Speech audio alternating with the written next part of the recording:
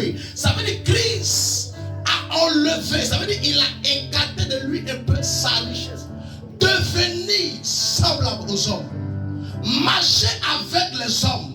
Mais ça ne fait pas de lui un pauvre. Amen. Parce que la Bible nous dit riche qu'il était, il s'est fait pauvre.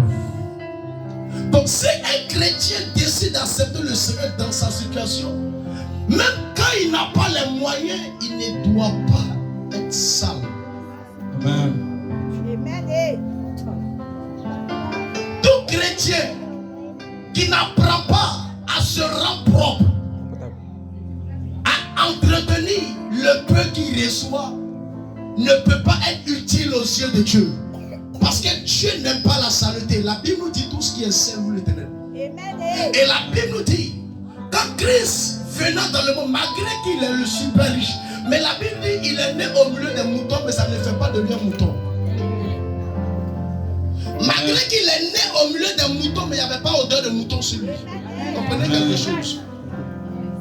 C'est pas parce que je n'ai pas l'argent de me construire une maison que je vais me ridiculiser. Ouais. Un chrétien doit apprendre à se vêtir. Il doit apprendre à attirer la prospérité sur lui. Comment faire pour attirer la prospérité sur toi? C'est de la manière qu'on te voit habillé, de la manière qu'on sent le petit parfum qui est sur toi. C'est pas parce que nous sommes nés ensemble à Bobo baissé en bas et que je vais vivre comme les gens qui vivent ici. Non. On va faire fort ce matin. Mais demain j'ai 30 minutes. La séance sera lésée pour le dimanche prochain. Parce que des chrétiens n'ont pas compris cette logique. Parce que je vis au baissé en bas, je dois marcher comme ceux qui sont au baissé en bas. Non. Les moutons se promènent ensemble, mais chacun a son parfum.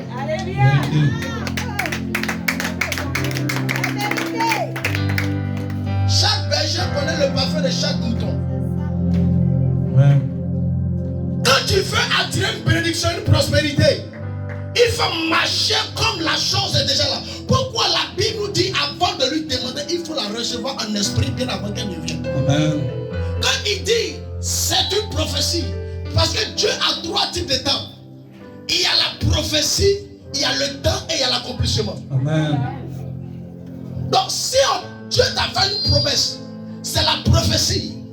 Et le temps, c'est la saison où ça va venir. Et l'accomplissement, c'est lorsque tu rentres dans la saison. Amen. Donc lorsque tu n'es pas encore rentré et tu as reçu la prophétie, tu dois vivre comme tu l'en as reçu. Et tu feras cela s'accomplir.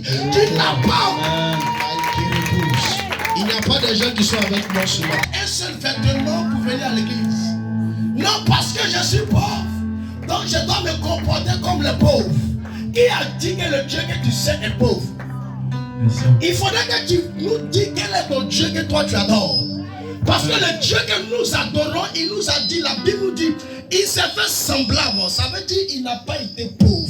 La Bible dit que Christ même qui est Dieu, il était à Capernaum. Capernaum c'est la demeure de Dieu. La Bible dit que Christ avait lui-même sa propre maison. Amen. Et la foule avait entouré la biche de Jésus-Christ. On transportait un malade, on ne pouvait pas entrer à cause de la foule. On fit monter le malade sur la toiture, descend chez Dieu. Amen. Ça veut dire que Christ lui-même étant Dieu avait sa propre maison. Il avait ses propres biens. Il avait lui-même son héritier. La Bible dit, qui était son trésorier? C'était Judas qui l'a trahi. Amen. Quand Christ passe, il y a 5000 foules. Imaginez le cortège de Jésus. Et l'habit qu'il a porté, la Bible nous dit l'habit là, il n'y a pas un tailleur qui a pu couper cet habit. Parce que l'habillement était un habillement neige blanc. La Bible nous dit quand Jésus était en train de prier dans le jardin de Gethsémane, la Bible dit que son vêtement était seul. Son vêtement était tout neuf. Malgré on voit ça sur le nez boubou. Mais les rois même qui régnaient ne pouvaient pas acheter ce vêtement. Jusqu'à quand il est mort, les soldats ont lutté le vêtement de Jésus. Parce que c'était un diamant, un trésor très caché. Puisqu'on lutte son vêtement. Imaginez-vous quelqu'un qui est pauvre, on peut lutter son habit. Bien sûr. Mais toi tu dis tu adores ce de Dieu, mais tu n'arrives pas à te procurer un parfum de 500. Tu dis c'est trop.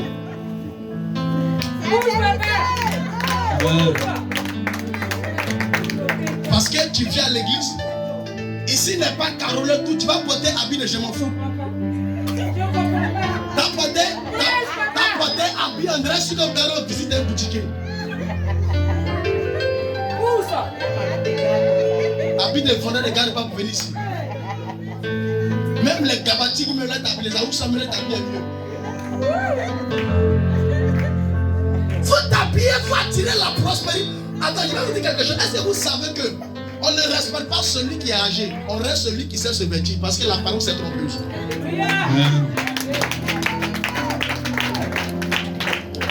Tout à l'heure, regardez mon habillement, je m'en vais venir voir la salle. Même si les PDG n'ont pas qu'à de me redire devant la porte. Dame l'habiller comme ça, vous savez qui il est. Amen.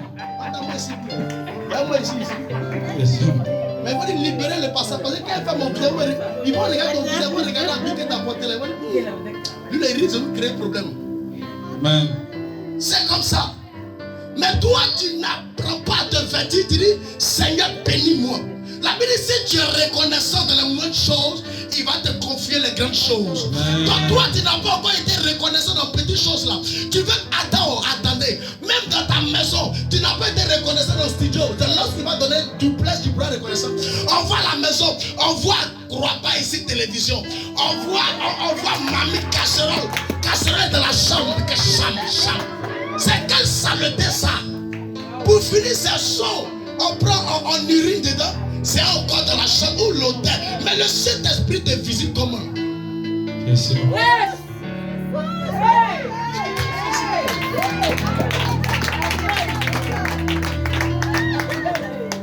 La pauvreté n'attitule pas la saleté.